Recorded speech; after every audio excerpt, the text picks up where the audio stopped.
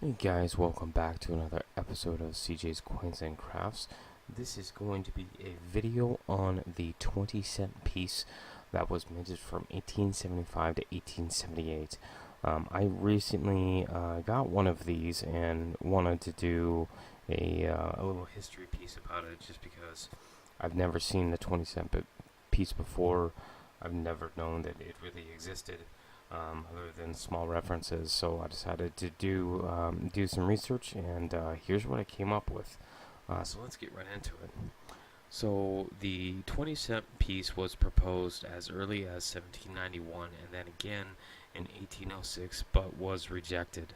In 1806, a bill was introduced by the Connecticut Senator Uriah Tracy, um, that sought a 2-cent piece and a double dime. The bill was opposed by Mint Director Robert Patterson, but his main opposition was geared towards the 2-cent piece, as Tracy proposed that it was going to be struck in low-grade silver, and that would prove difficult to recover when melting the coins back down. Factors converged in 1870 to make the 20 cent possible. There was a number of factors. Number one, the small change shortage in the West, where base metals did not circulate very well. Government payments in silver and gold had been suspended during the economic crisis caused by the Civil War. The nickel was not widely accepted in the West, and the silver half dime had been struck in increasing numbers at the San Francisco Mint until it was abolished by Congress in 1873. Anxiety of Congress to see more silver made into coin. Due to pressure from money and other interests, the Coinage Act of 1873 ended the practice of allowing silver producers to have their bullion struck into silver dollars and returned to them. Former Mint Director Henry Linderman foresaw the silver prices to fall as mines became accessible due to the completion of the Transcontinental Railroad. Linderman quietly urged Congress to end the silver trade practice, which it did within a year. And within a year, silver prices dropped. The third biggest factor was America's interest in aligning its currency with the Latin Monetary Union and bringing its weight for coinage into the metric system. The 20-cent piece would be equivalent to one French franc, and if in proportion to the smaller coin struck, would weigh about 5 grams. This fact appealed to the advocates of the metric system in Congress. Another purpose for a large issue of silver coins, regardless of denomination, was to retire the fractional currency that was currently existing. Congress passed legislation in 1875 and 1876 for large quantity of silver coins for this purpose.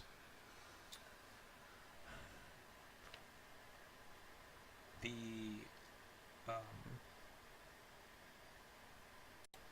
In 1874, newly elected John Jones pressed for a 20-cent piece that he thought would alleviate the shortage of small change in the far west. The bill was endorsed by Mint Director Lindemann, and the bill was signed into law by President Ulysses S. Grant on March 3, 1875. August 1874, Philadelphia Mint Superintendent James Pollock sent patterns to Linderman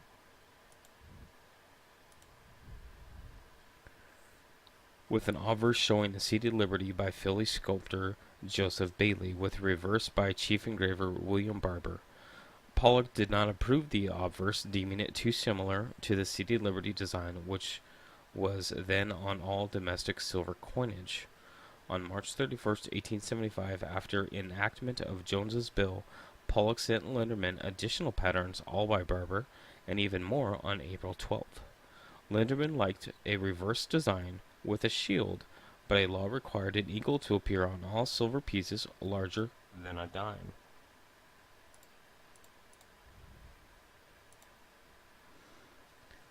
The right-facing eagle is near identical to the one Barber had rendered for the trade dollar, which had debuted in 1873. Linderman thought a scaled-down version of the trade dollar would be suitable for this 20-cent piece.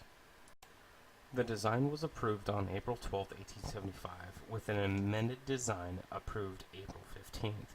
Production began at the Philadelphia Mint on May 19th, June 1st at the Carson City Mint, and between June 1st and June 17th at San Francisco. 40,000 specimens were minted at the Philadelphia Mint, 133,290 at the Carson City Mint, and 1,155,000 at the San Francisco Mint. Mint officials had overestimated the need for the piece at San Francisco, where it saw only some public acceptance. The Treasury officials ordered stocks melted down in 1877. The 20-cent piece and quarter were immediately confused, even though the rim of the 20 cent was smooth. In April 1876, when Congress allowed the redemption of fractional currency for coin, the 20-cent piece was listed among denominations that could be exchanged for low-denomination paper. In July, legislation was introduced to abolish the 20-cent piece. Although the bill did not pass, it convinced the Mint that there was no point in striking more 20-cent pieces. The mintage in 1876 was low, done only in the Philadelphia and Carson City mints, and only proof specimens were struck in 1877 and 1878 at the Philadelphia Mint. Most of 1876 mintage was sold as souvenirs at the Centennial Exposition. In March 1877, Linderman authorized the melting of 12,359 20-cent pieces at the Carson City Mint. This included almost the entire mintage from 1876, which was about 10,000. Congress abolished the 20 cent on May 2nd, 1878. Of the 1,351,540 minted for circulation, over a third were melted by the government between 1895 and 1954, with most heavily in 1933. The chart that is up on the screen is a chart of dies that were identified specifically on the 1875 San Francisco Mint dies. The coin that I got is an 1875 S mint mark. So this is the mint mark on that coin. The first thing that I notice is that this is a repunched mint mark.